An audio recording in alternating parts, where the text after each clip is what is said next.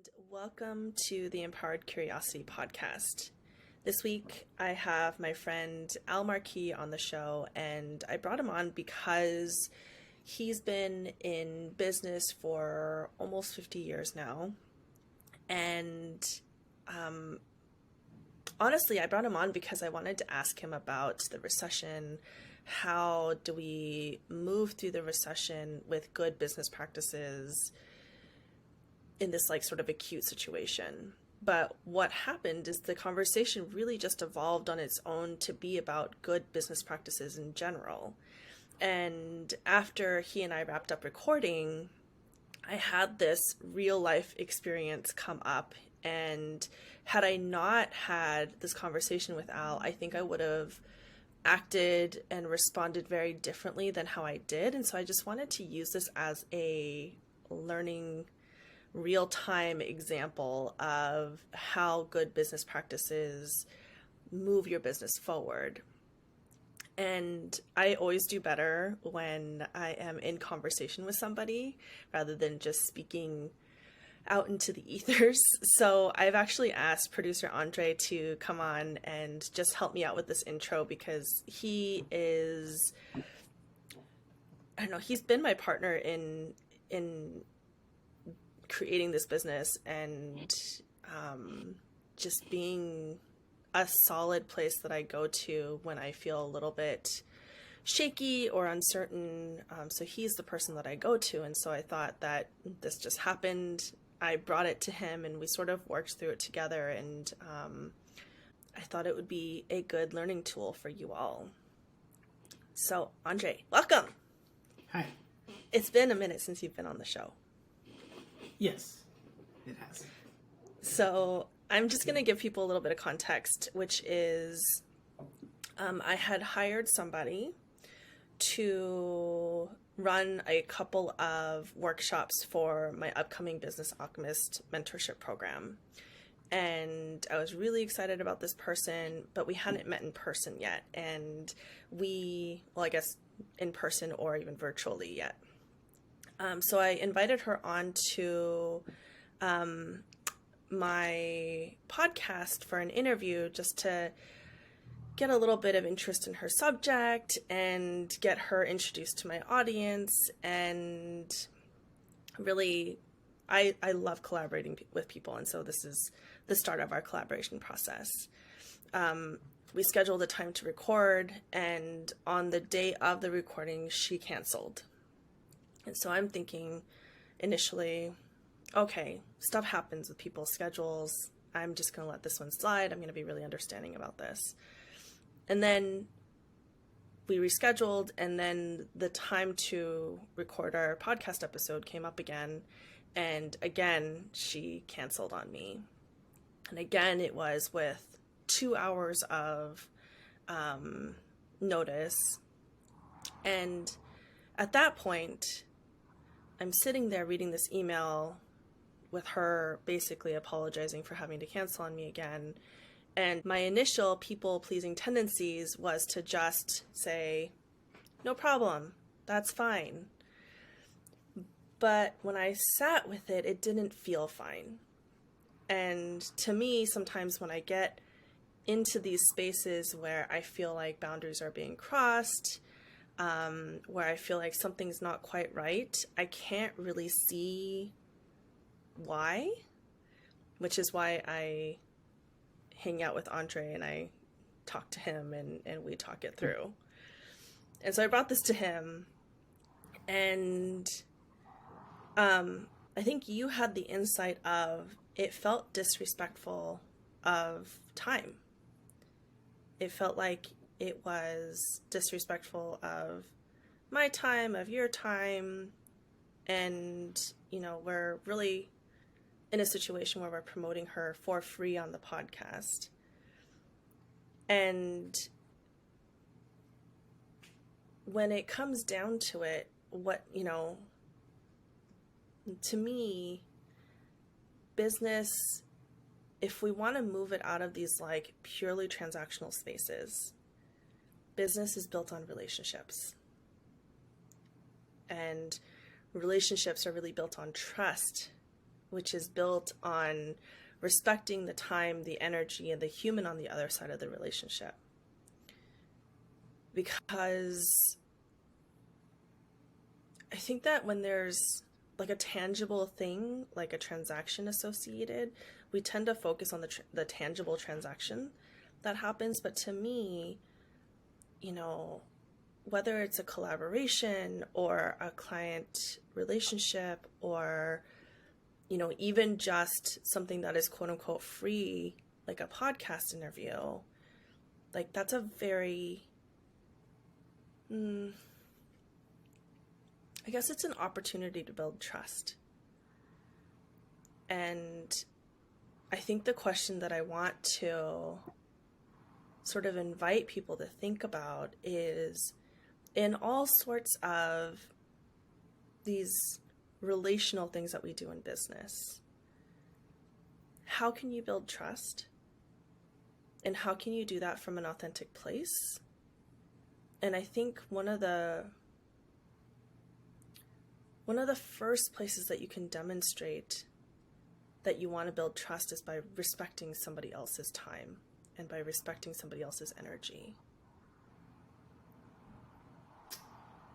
Yeah, I mean, and even respecting your own, having boundaries and knowing where your limits are, and that's hard. That sometimes only happens in hindsight. But just knowing where your limitations, and obviously she had too much on her plate, but still wanted to say yes to a podcast, and still accepted your deposit or your payment for the courses that she was going to teach. So I think it's this thing where we want, but if we can't deliver, then what happens? And Oh yeah.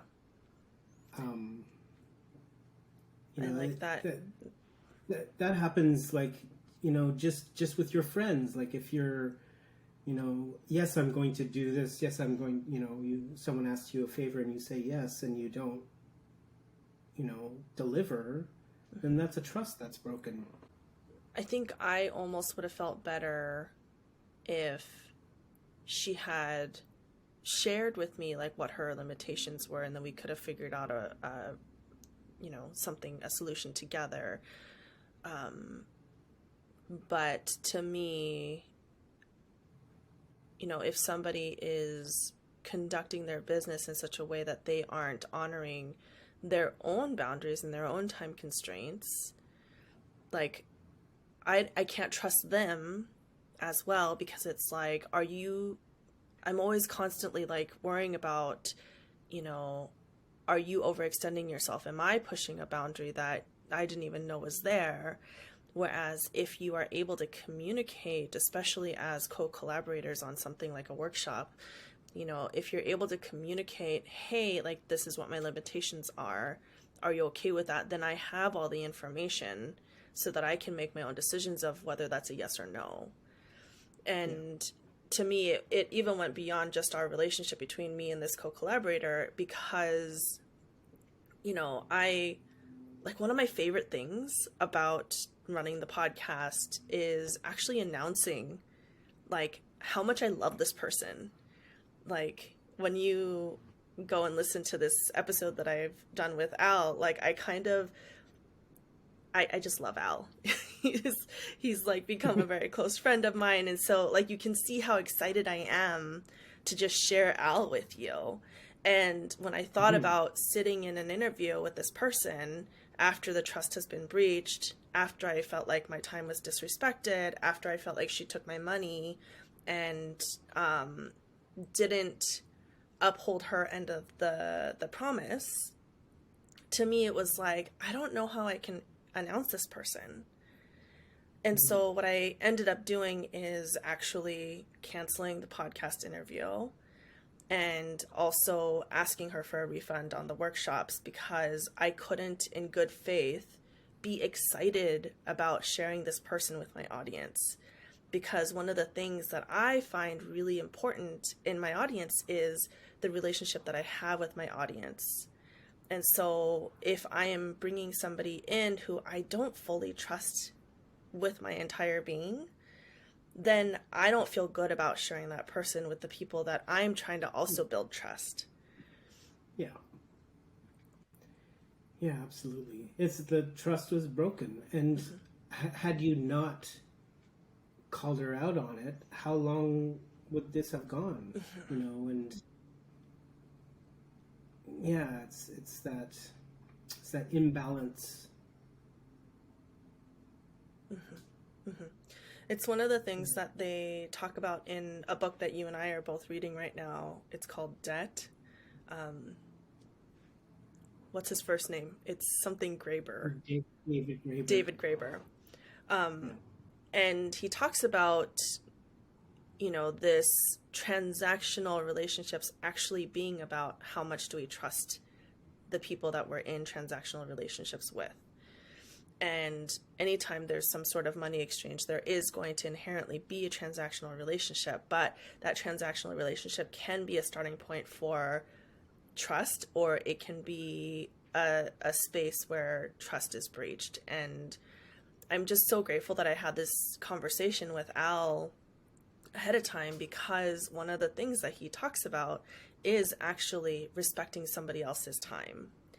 And I think that if I hadn't had that conversation with him, like literally hours before, I would have just typed out, oh, that's totally fine, let's reschedule, and hit send on that. And I feel really good, and I feel really in integrity about the decision that I made to not interview her on the podcast and not book her for the workshops.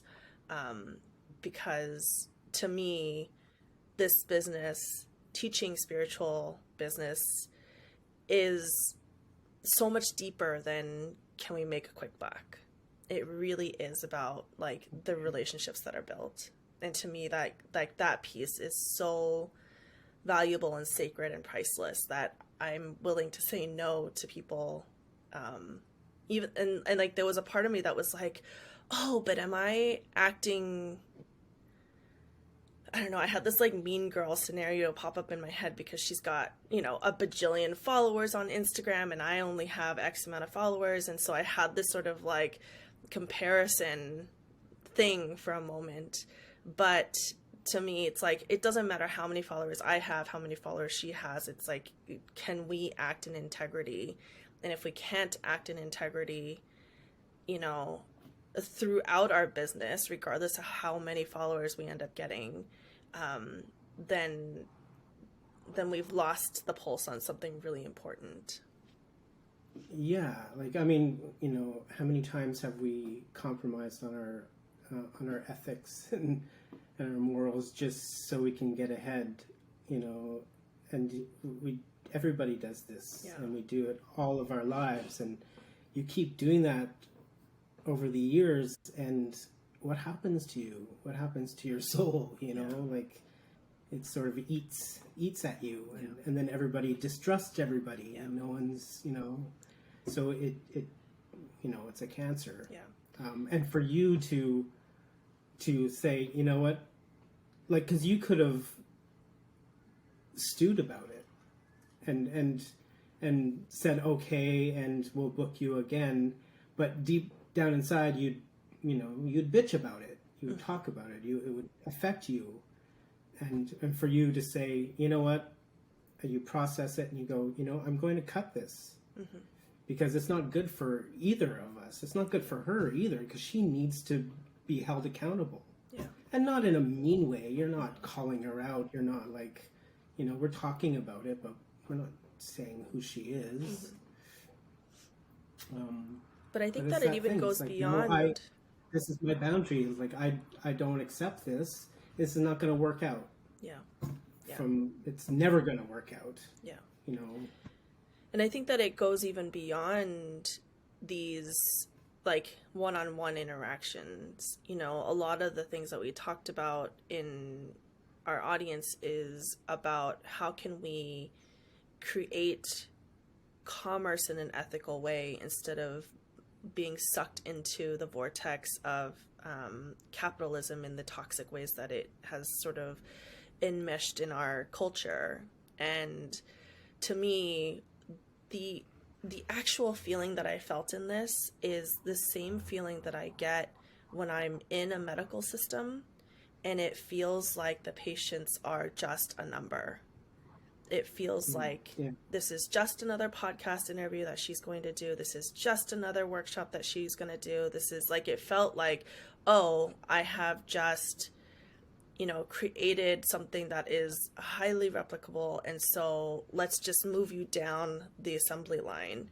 And so when we have the value of relationships stripped out of our business dynamics, then that's when clients become sort of interchangeable and assembly line-esque. And,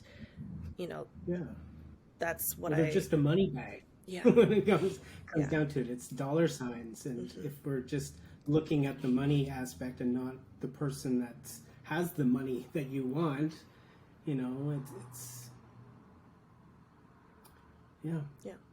So I'm sure Al's going to listen to this episode, so I think this is where I get to say thank you, Al, for having this conversation with me. And I got to actually put this into practice like right after our conversation. And I know that the folks who are going to be listening to our talk here, they're going to learn so much out of it, just because I think that there's the wisdom and the perspective that somebody has over doing business for decades and having not just a sustainable business, but also an ethical one. And I think that especially in the field that he's in, he's an attorney, I think that becomes harder and harder to find. So I'm so grateful to people that I am continuously learning from. So thank you to Al, thank you to our listeners, and thank you, Andre, for sort of being my solid landing ground to help me process all of this, and for coming on and helping us process it in real time with our community here. So welcome to the Empowered Curiosity podcast. It's such a special treat to sit here with you, Al. So I've got my dear friend, Al Marquis here.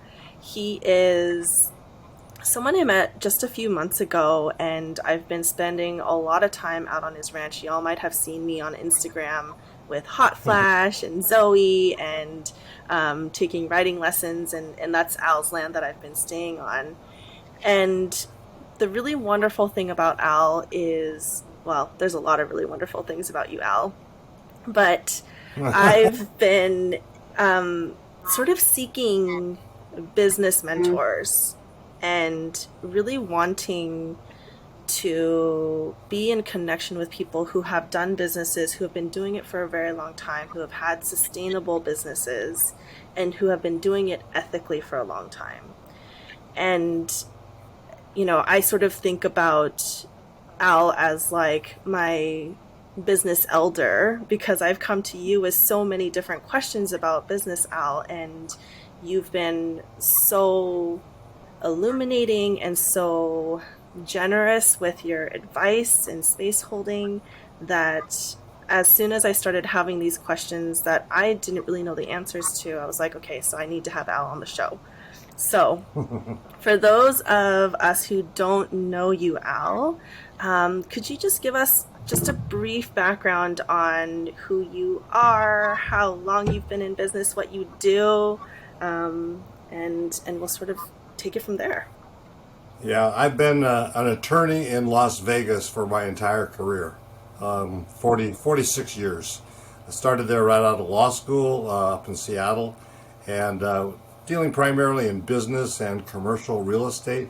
So we had a lot of businesses were our clients, although we did other work as well, serious tort claims and that sort of thing, all kinds of cases. We did a broad spectrum of things, and our firm grew to like about 25 lawyers, about 80 people altogether, and we just had our 50th anniversary, and they're still going in Las Vegas, so I'm proud of that. I'm pretty much retired for 4 years and living on my place, Kingston Ranch, which is about an hour outside of Las Vegas. And I guess I'll just drive straight in, but the question that's been coming up a lot in my community that I have no idea how to answer is about some of the things that we've been hearing in the news. So there's a recession happening on the horizon. There's inflation happening. People are really scared for their businesses. And as somebody who has had a business from 2008 and beyond, I feel like I've been in this like cushy bubble and growth phase, but having the long term perspective and horizon view, I'm curious about not so much like the nuts and bolts of like how to move through a recession, because everyone's going to have to figure out their own sort of how to's around that, but like what is your like mindset as you go into some of these bumpier things on the horizon? Well, if you wait until the problems arise to get a plan in place, it's not going to work very well. And you really have to be prepared for a rainy day all the time. And one of the things you have to do is you got to have enough cash on hand to see yourself through tough times. So many new businesses, they're operating on a shoestring budget, and if something happens, they get involved in a lawsuit and they got to pay all these attorney's fees. Just as an example, all of a sudden they run out of money, and once you run out of money, that's the end of the road. So you can't let that happen. You got to have money there. You got to have a quality team. It's just you is one thing, but if you've got other people on, are they gonna stick with you? Do you have loyal people, who are going to wear a mask all day at work and continue to do a professional job for you, even though it's very stressful? And usually I wouldn't say that they would be expected to take any kind of pay cut. I take a pay cut. Okay, there's been lots of pay days, especially when I was getting started, that the secretaries got paid in full, on time, and I didn't get paid, and I had to go and tell my wife that, okay, we're not paying the mortgage again this month, okay, but I think we should be able to pay next month. So I would say that being prepared for this, okay, is one of the most essential things that you can be doing, and you should be doing that all the time. Now when it hits, and there's a downturn in the economy, which we certainly saw in Las Vegas in 2008. I mean, we were the fastest growing city in the country for decades, and all of a sudden, almost overnight, we led the nation in commercial and residential foreclosures. A lot of clients just shut their doors, went out of business. And we had to knuckle down, okay? And there was other type of work to be done. There were evictions, there was bankruptcy work, there was things of that nature, just consulting with people who had to work their way through this themselves. And I'm proud to say that neither then nor in the recent economy with COVID and everything did our law firm ever lay anybody off. I mean, these employees were always loyal to us, helped us through the good times, and we were going to stick with them through the tough times. So it's up to the owners to get out there and drum up some new business, make changes if you need to do that regarding the type of work that you do, make sure that your people are being taken care of, and that they know that you are going to great lengths to take care of them, so that endears their loyalty even more. And if you have that loyalty, they'll stick with you longer, and that's just invaluable. But if good employees come in and then they leave for some reason and go to work for somebody else, that's a big loss. And you really want to try to prevent that from happening. You got to keep good people. Keep good people. Do what's necessary. I wanted to have like a whole other part of the conversation about like managing employees and hiring practices and all of that. But I want to circle back to what you were saying about you might need to make adjustments along the way. And so how does one maintain that sense of flexibility in the face of something that feels quite frankly like a threat? Like, so what were you sort of doing or, telling yourself or having conversations with people around in terms of just like, okay, so this isn't working, or, that well has dried up in terms of business. So how do we shift and change in a way that sustains, the livelihood of everyone associated with that practice? Right. I mean, just for example, in our firm, in a law firm, one of the attorneys wouldn't be able to say, well, this is the kind of work I always do, and I'm not going to do any other work. That doesn't work. You got to have a team player there who's willing to be flexible and do what's necessary in order to keep the business on its feet until we turn the corner. And you're going to lose some clients, you're going to lose some customers, okay, in these tough economic times, and you just need to be prepared for that. So you got to sort of ramp up your marketing and maybe aim it in a little different direction, in the direction of clients who maybe are not as affected by this downturn. For example, in that '08 situation, clients that were involved with real estate, like property managers and buyers and sellers of shopping centers and things of that nature, they really hit it hard. I mean, I remember one guy who had all of his friends and family invested with him in all these different properties, and he just killed himself. Just killed himself because there was no way that he could dig. Everything was leveraged, and so a lot of money was being lost, and he couldn't sustain it. That brings up one other thing. If you borrow to the hilt, okay, if you go to the bank and you don't put in very much money, you owe the bank that money, and you hit a little downturn, you're going to still owe that money, okay, even if times are tough. And if your real estate, the value goes down below what you owe the bank, now you're in trouble.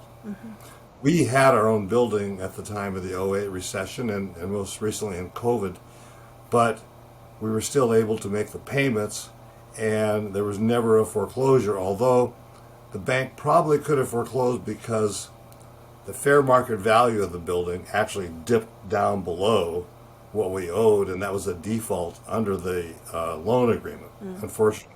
But we had a good relationship with the bank.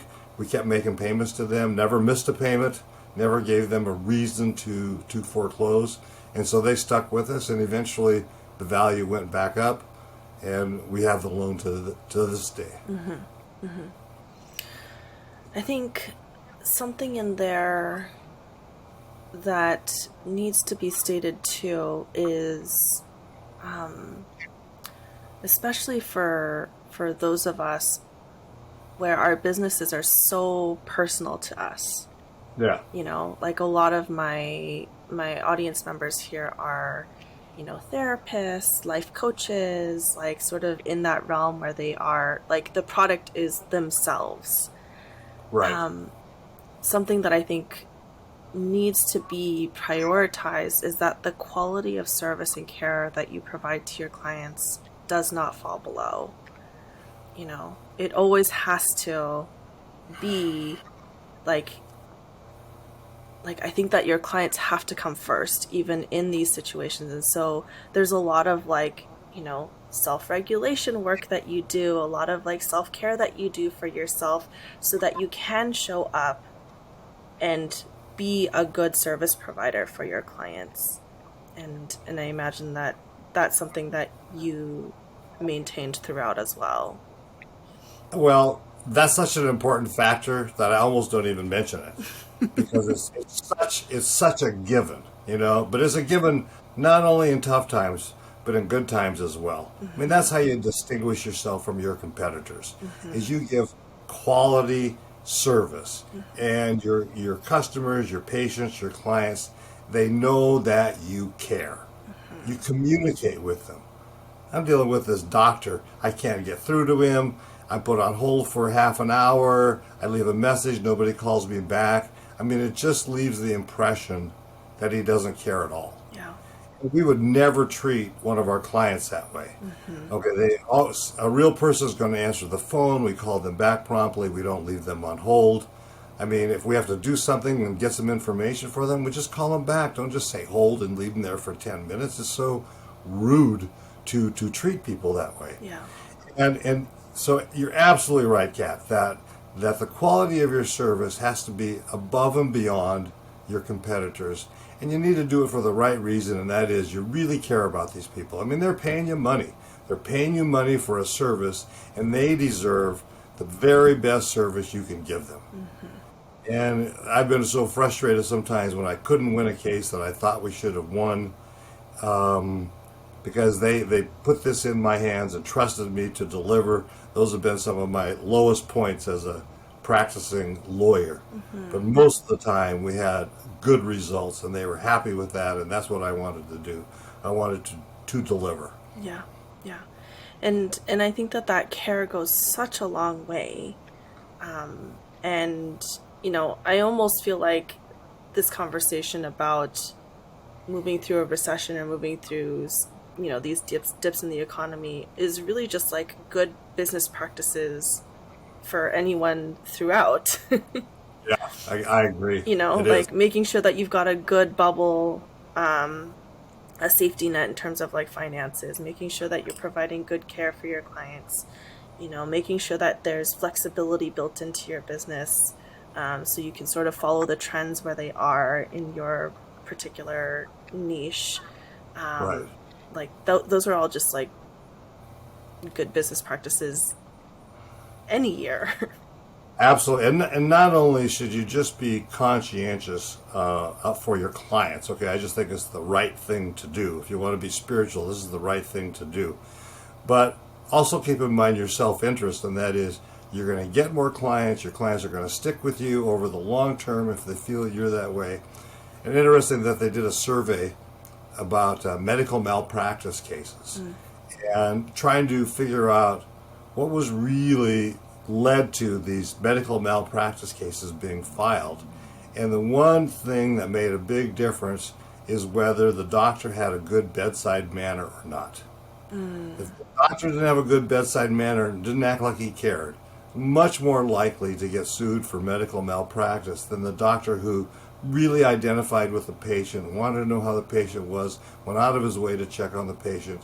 It made him feel like that he really cared.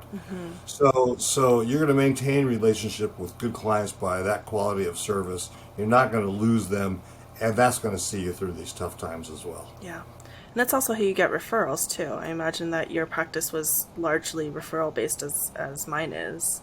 We never had our name on a billboard or on a TV ad or anything like that. That's not how we got our business. It was directly referrals from existing clients. And I think that is such a marker of a quality practice, a quality business, versus somebody who needs to always constantly be like living in Las Vegas for a year or so. It's like you drive down the freeway and every other billboard is like a lawyer's advertising. Yes, it is.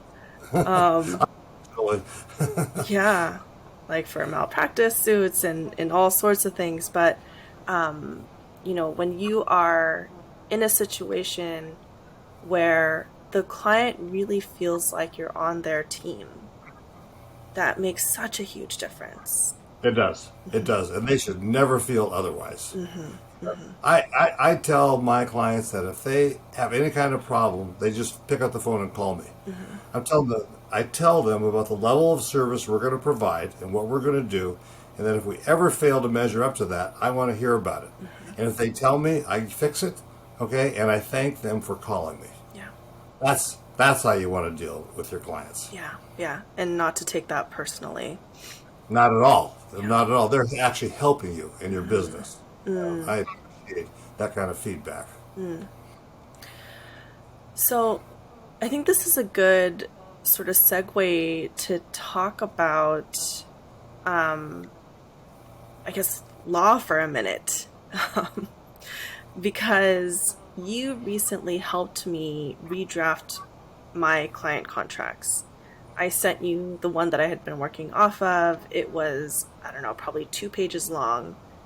And you basically took out, I want to say like 40% of it.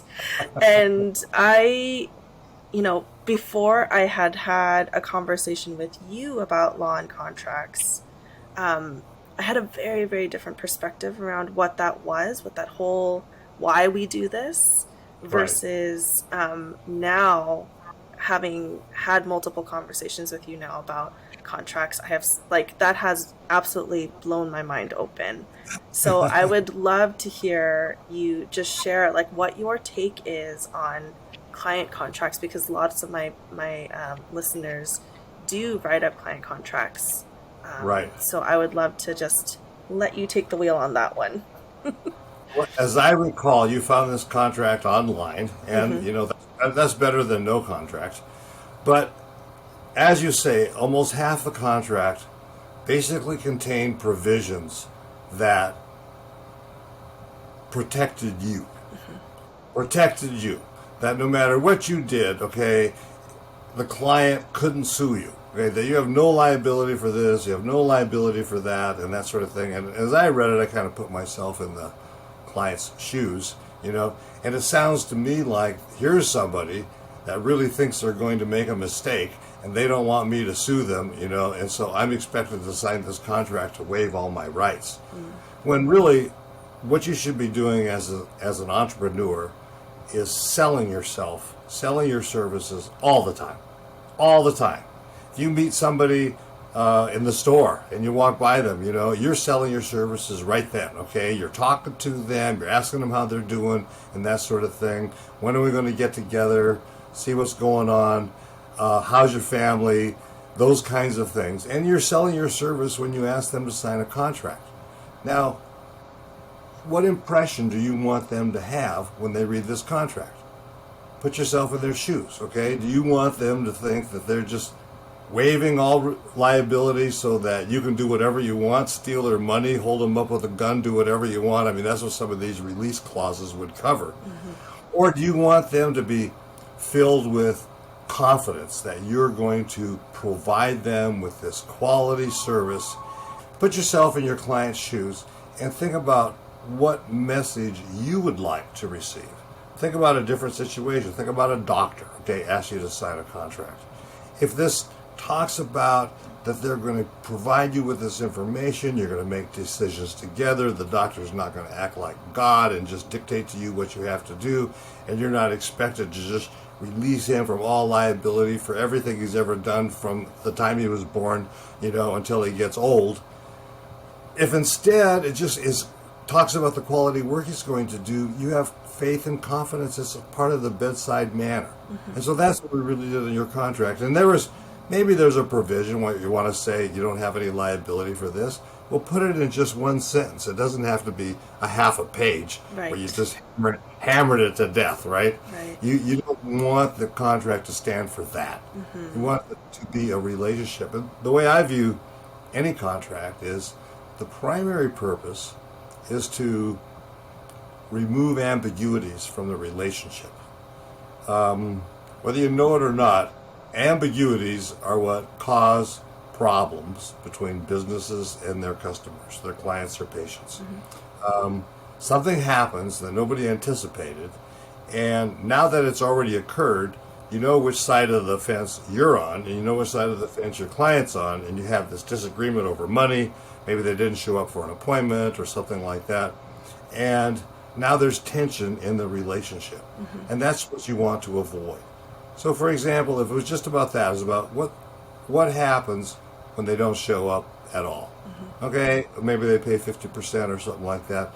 But you want to negotiate that up front, and you want to point that out to them. This is the deal, okay? So if it happens, then everybody's prepared for that, and it's a non-event. Yeah.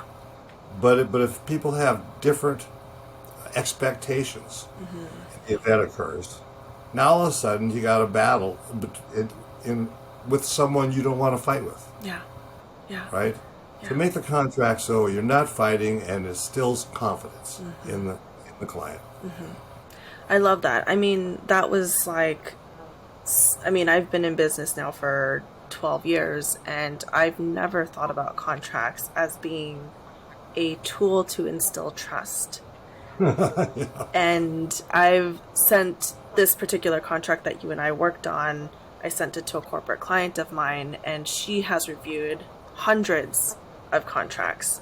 And she was like, thank you for making this so simple, so easy to understand.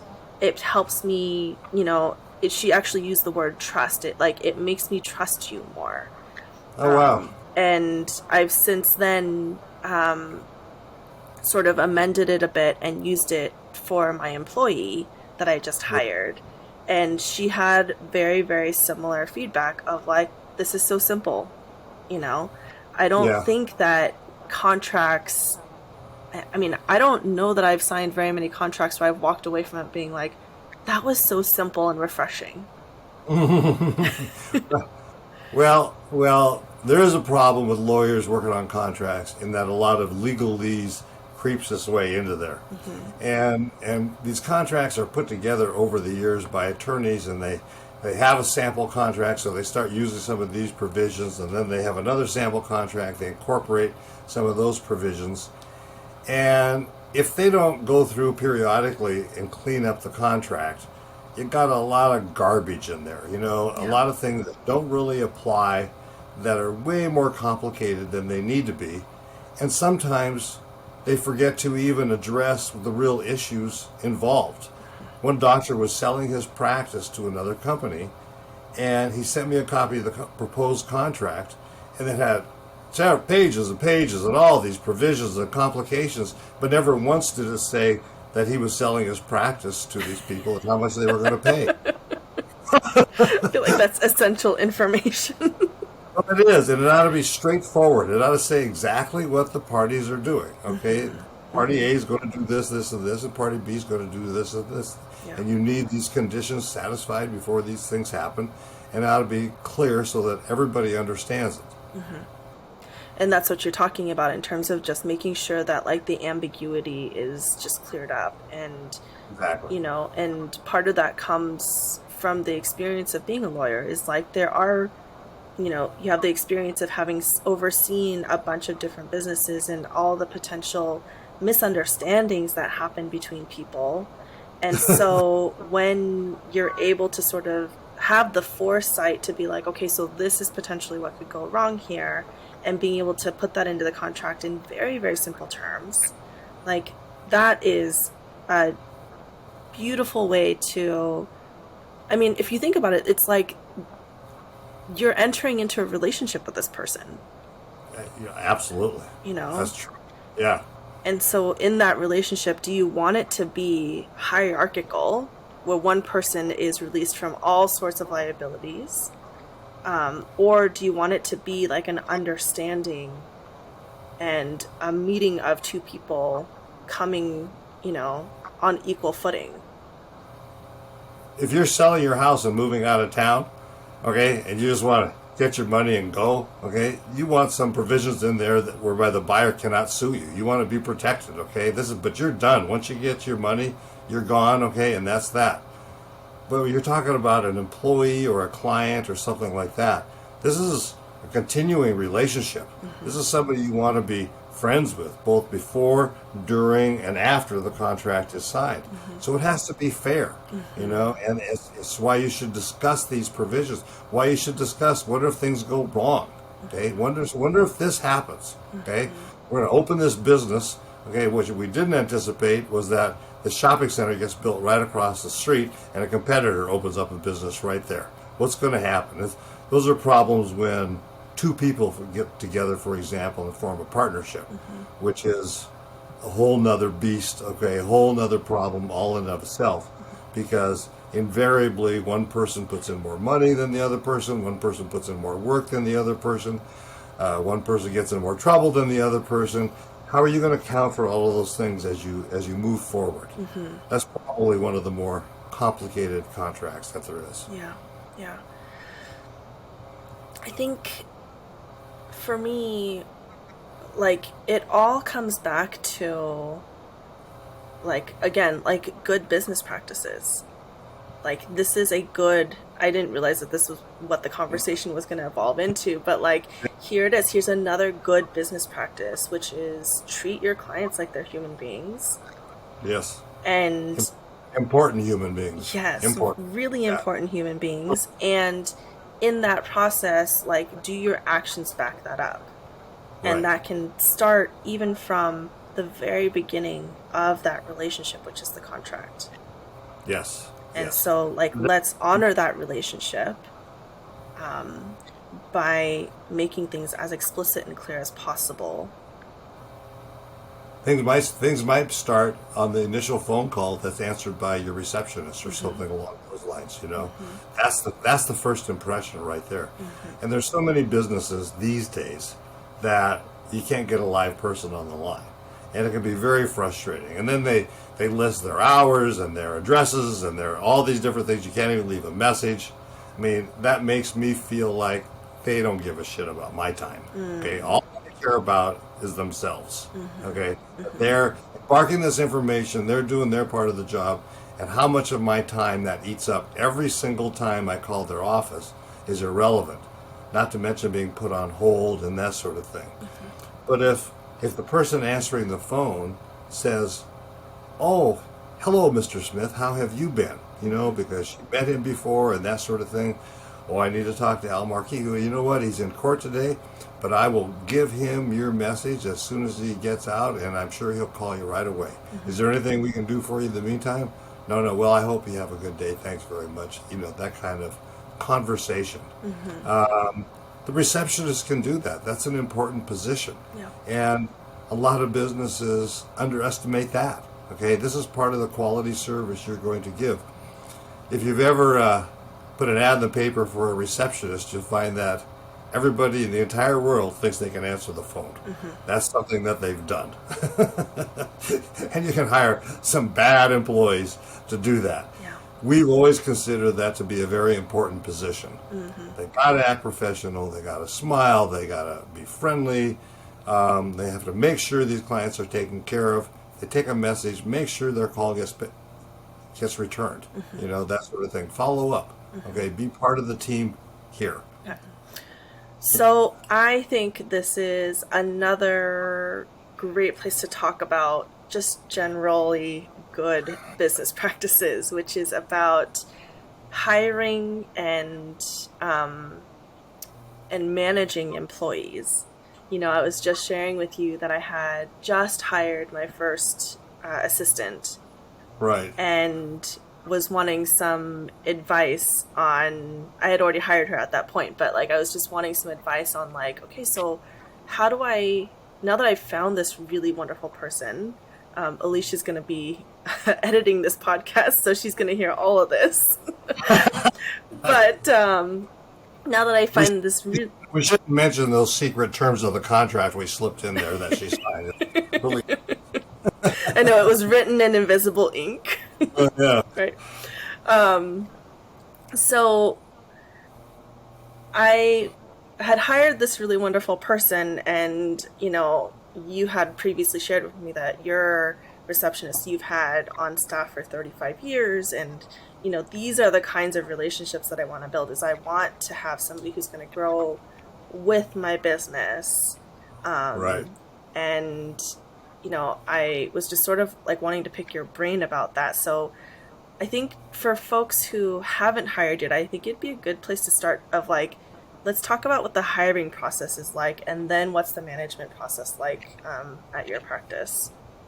Well, first you need to kind of think about whether you even want to hire anybody. A lot of people want simplicity. They just want to be by themselves.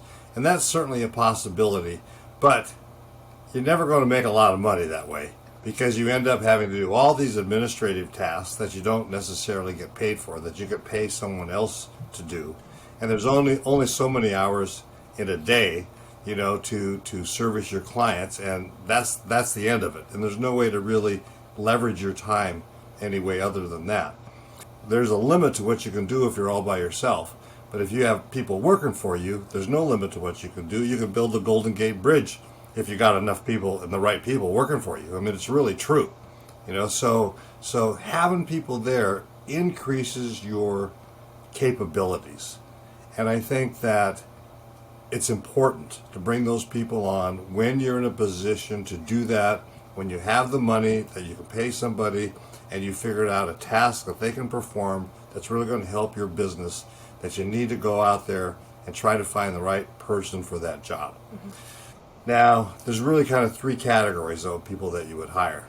One would be administrative people, that would be secretaries, people that perform tasks that you would otherwise perform, but that frees you up to do more of your professional work, which is what brings the money into the company to pay your staff and to pay yourself.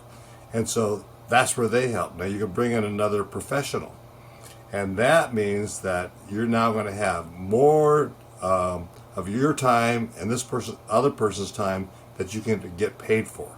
So that's going to increase the amount of income that the company makes. Mm-hmm. And the third category is a partner, where they will basically own a part of the business, and you're going to kind of work this together, okay, and both try to, there's some synergy there. Mm-hmm. When you don't have a partner, all the decisions fall on your shoulders. There's nobody to bounce these ideas off of. There's nobody to cover for you when you're out of town. There's a lot of good reasons to have a partner. They may complement the kind of work that you do. Okay, have an area of expertise that's a little different from your area of expertise. And so there's some really good reasons, but like I said, that is the most complicated contract. Mm-hmm. Now, going back to interviewing for a job, a resume, a cover letter is really an important thing. In our firm, we were meticulous about work product. This is papers with words on it, okay? That's what we produced, okay? Contracts, briefs, that kind of thing. And we wanted it to be without any grammatical or other errors in it whatsoever. That was our goal, mm-hmm. okay, to make everything that way. So to me, when I would get a resume from a potential secretary or administrative person or even a lawyer, one of the very first things I do is read their cover letter, not their resume, but the cover letter, and see if they are a careful person. Mm-hmm. Did they make sure that this was well written? Sometimes I've read cover letters. Our firm was Marquis, and it would say, I've wanted my whole life to work for Smith Jennings, blah, blah, blah. So that was a form letter, and they had left the other firm's name. Right. In that. You just got to take it, just put it in file 13, because this is not the kind of person that you want working for you. Right. You know, you want somebody who steps up. Detail-oriented. Yeah, detail-oriented, takes it seriously, and is a professional. Mm-hmm. And I think you need professionals at every level. Mm-hmm. Okay, that's how they need to look at themselves. I want a professional person that I can carry on a conversation with, who is going to buy into my goal of providing quality service to our clients, and is going to do their part to ensure that we do that. Mm-hmm. And that might mean even coming into me and saying, are you sure you want to send this letter out? Mm-hmm. Because it sounds to me like, okay, you're mad at this person, for example. And I'd like to, oh boy, I didn't think of it from that perspective. Thanks. Let me rewrite that. Yeah. That's the kind of employee that you want. Yeah. You know, somebody that will help you be better. Mm-hmm. Mm-hmm. That's the person I look for. Yeah. When I hired my assistant, it was more about a culture fit. And so, I have a partner. He's not my partner on paper for the business, but he and I make all decisions about the business together because I so value his opinion, and you know, he and I have been working together for so long. He's a producer of this podcast, but he helped me go through that application process, and what we were looking for was a culture fit. And what we mean by that is, for us, it's really important that we get to have honest conversations with each other. For me, because I talk about so many vulnerable things with my audience, I want to be able to take that kind of thing that might feel a little bit uneasy to me and take it to my staff and be like, hey, how does this land? And we have this process in the culture of our business where, you know, I ask my people to poke holes in things for me. So I'll write something up, and I want them to play devil's advocate, to disagree with me, to find the other side of it, so that I am either like being really, really clear about my intentionality in what I say, or I understand what another person's perspective might be so that I can address those concerns as they come up. And so to me, it was less about, do you know this program? Do you know, have this skill set? Yes, I wanted really good writing skills. That was really important to me. I don't want to teach writing skills, Right. but I really didn't care if you knew all the programs that we use. I can teach you that, you Yeah. know. And I think you and I have had conversations before of like that's a similar way of how you hire people as well is like the person before the skill set. A lot of law firms are known for hiring the very top people out of the law school classes. The very top people. And it's hard to be the top person out of a law school class. It really is. You got to be a smart person. But in my experience, those aren't necessarily the people who will perform the kinds of functions that you're just discussing. Will identify with the client and that you can talk to and strategize with, and that they're not afraid to speak their mind. They got a lot of common sense. Those qualities, I think, are much more important. And I totally agree with you in that regard. Yeah. Yeah. So now that we've hired somebody that we're pleased with, um, I basically hired somebody, in my case, who has to be a second me.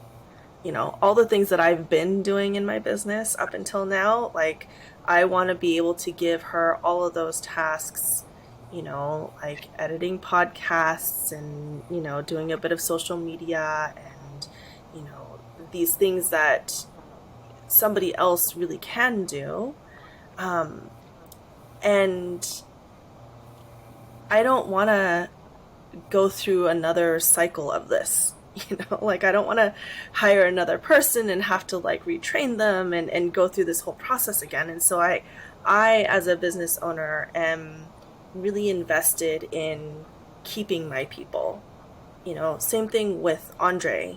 Like I can't replicate another Andre because he's been so in the business for so long that to pull him out of it and to try to teach somebody else to do the things that he does would be so difficult.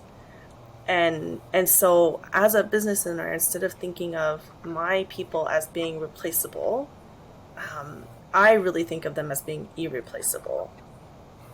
And so how, like, let's talk about business practices to make sure that the people that I choose are also invested in my company and want to stay on long term instead of having it be this like revolving door of employees. Well, if they were asking me these questions, I would suggest certain things that they might propose to you to make them feel more invested in the company. I mean, there is money. Money is at the heart of all of this. People aren't going to work in these jobs unless they get paid a good, competitive wage. Of course. But there's more to it than that, especially for administrative staff. They want a good, comfortable place to work where their work is appreciated. And maybe appreciation is at the top of the list here. Because if you look around in business and you ask anyone, okay, they will tell you that they feel underappreciated. Everybody feels underappreciated. And that is because the people around them don't give them enough feedback about what they're doing right. The traditional approach is that you catch an employee doing something wrong and you reprimand them. But that just is a downer. People don't like being reprimanded all the time. They just get this negative information from their boss and that sort of thing, and it gets old. And the boss will say, well, I expect them to do a good job, so I only have to point out when they don't. But that's the wrong way to look at it, okay? They need a pat on the back when they do a good job, and it's much easier to train someone by catching them doing something right and telling them about it than catching them doing something wrong. And I think that's a big factor in keeping employees on. and you want to show interest in them as a person, right? How are they doing? How's their family doing? And that sort of thing. They got problems in their life just like you have problems in your life. And sometimes they need some input. They need some help. They need that kind of thing. And if you really care about them and show them that you do, they're very seldom just going to leave you in the lurch and just hop aboard some other business because they offer another $10 a month or something like that. Because actually, this is more important than money. Recognition and having a relationship and that sort of thing. So it's really important, I think, that everybody has that feeling that they're part of the team. Yeah, yeah.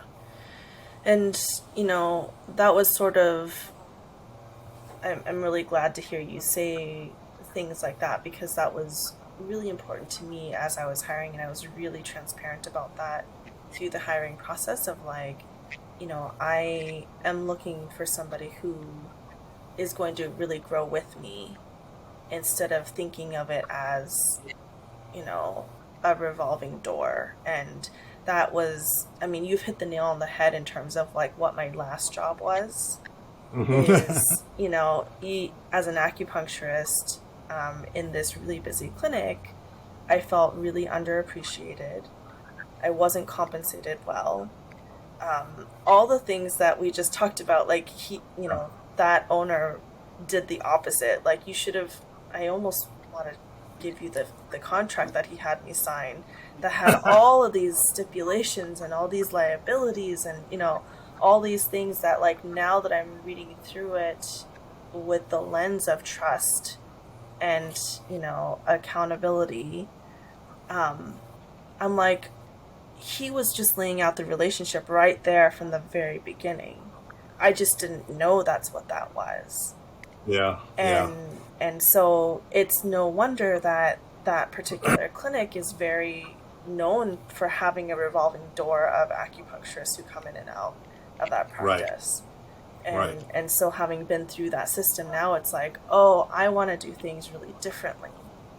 And so speaking to folks like you who have had, a business for 50 years, who have had employees who worked for you for 35 of those years, like, these are the kind of people that I want to learn from rather than the traditional way of doing things. A friend of mine said he's a client and kind of a philosopher, ran this farm out here by our ranch, and he thought that the most costly thing to a business was an incompetent employee. And that was somebody who didn't do a good job while they were there. In fact, it was so bad that you had to let them go. And after you let them go, you found out that they did a bunch of other things that you didn't even know about while they were still employed there.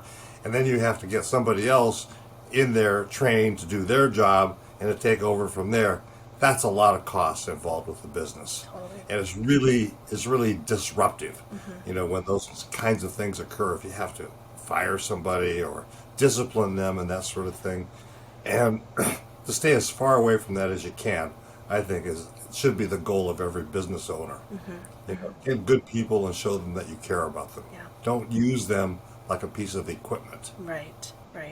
And that is, that's the responsibility that me being the head of my business, like, that's the responsibility that I have to take on. Like, I can't, expect that kind of relationship without putting in my side of the work. Absolutely. Which is... You're the leader in that regard. Right. Yep. So we've talked about bringing on an employee who's going to help take a lot of these tasks off of your plate. But how about hiring on a professional? Like, I've also thought about taking on a coach to help me coach some of my clients. So can you talk to me about what that process is like and some of the things that you would share and sort of insights that you would offer? Well, I would say that that's an important step, but another level of complexity as well. If you have the ability to do that, now you really have a chance to leverage somebody's time. That's an important step to make if you can do that. But this is a person who's been independently trained from you, has their own way of doing things, and may or may not have the same philosophy that you do. And it's even more important that you have a meeting of the minds on this than with administrative employees, because they're out there performing this professional work, basically representing you. Okay, people see what they're doing and they attribute that to you. And so it's extremely important that they understand what your philosophy is, and that they are going to have the same attitude regarding the clients that you have. And if you can make sure of that, and you can coordinate this time. Now, one way to do that is, for example, just from a lawyer standpoint, sometimes attorneys will just stay in the office and they can do legal research or something like that. I have all the communication with the client and that sort of thing, and I just present this work product. They don't know who did it internally. But young lawyers always want to meet the client personally. They want to go to court personally. They want to be in on the action. So at some point, you sort of start handing over responsibility to them, and they have direct contact with the client. You want to really, so now they're meeting with your clients without you there. So you want to make sure that you really have a clear understanding with them as to your business philosophy and how you're going to treat your clients. Yeah, I think that you're right. It becomes infinitely more complex, but also like more important, because you're right. Like I've been in situations where, I've bought a product because, the person at the head of the ship, and then the people that I'm actually interacting with and getting work done by is not that person, but the people who they've hired to do that work. And it's hard to think like, oh, I wish I could have more time with the lead of that business. And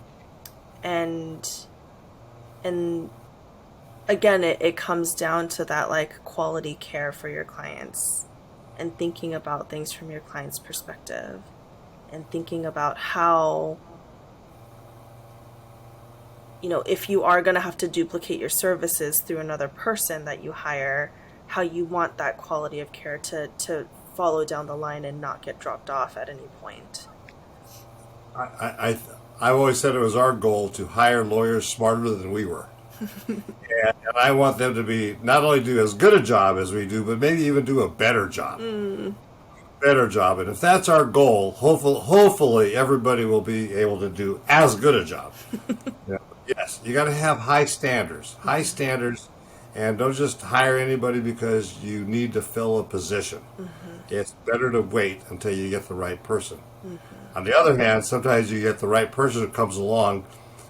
I've had situations where we hire that right person even though we don't immediately have any work for them to do. They're just such a good quality person that we don't want to let them slip by. We'll create the work for this kind interesting. Yeah. That's interesting. I would love to be at that point of like running into people and being like, I don't have a job exactly for you yet, but I'm gonna make one. You need to have a big operation going, where the income is coming in and you can absorb that kind of thing. Exactly. Yeah. Well, I'm just trying to think if there's anything else I want to add in here. Well, you can always ask me back. Absolutely. We're going to talk about cowboy poetry or flying or horseback riding or... I know. I was like, well, maybe like Alan Silka can do a horseback riding episode. Well, I had a client one time and he wanted me to speak in front of this. It was a convention of arbitrators or something that arbitrate employee disputes with public entities and stuff. And so I came in all my I told him I was going to do this. He said, yeah, do it. So I came in with all my cowboy gear on, and I pulled that cart that had a saddle on it, and it had the halter and a bridle, and I said, preparing an arbitration case, is like getting your horse, getting your horse ready to ride. First for your horse, you got to go out in the field and get him, and you put the halter on. Well, with regard to your arbitration case, you need to find out, what the facts are, and that sort of thing. Yeah. And I went through step by step with the whole thing of riding the horse, and it was just like preparing for arbitration. That's funny. That was a little bizarre. Well, it was probably more interesting than half of the lectures that was going on at that meeting. That's always been my goal, is to make something interesting. I don't think people should be bored by whatever you're doing. Right. Thank you so much for coming on, and I've been off the ranch now for, what is it, a week and a half now? I miss the ranch so much already. All right. You know where we are. Mm-hmm. And just in case folks are curious about finding you, Yes. or finding your law practice, and Yeah. can you just drop in with your website and how people can find you in the world? Like I said, our law firm is in Las Vegas, and we are at maclaw.com, maclaw.com. Perfect. So I will probably see you soon-ish, and Okay. And we'll stay connected, and thank you so much again. Nice talking to you, Kat. Nice seeing you. Take care.